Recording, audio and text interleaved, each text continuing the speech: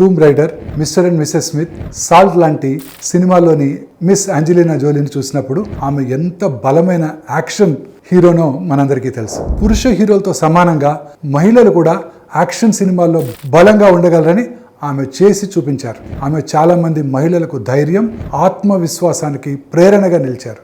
కానీ ఆమె చెప్పిన అత్యంత ముఖ్యమైన కథ సినిమా కాదు, ఆమె నిజ జీవిత కథ. ఆంజెలినా జోలీ గారికి బ్రెస్ట్ క్యాన్సర్ వచ్చే ప్రమాదం చాలా ఎక్కువగా ఉందని వారికి చేసిన జన్యు పరీక్షలో తెలిసింది.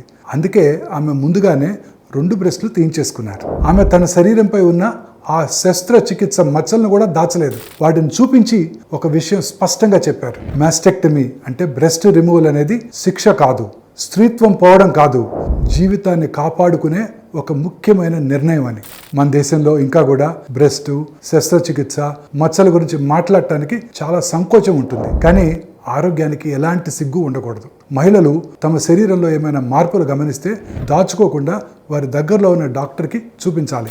మాట్లాడినట్టయితే భయం తగ్గుతుంది. సమయానికి చికిత్స తీసుకున్నట్టయితే జీవితం కొనసాగుతుంది.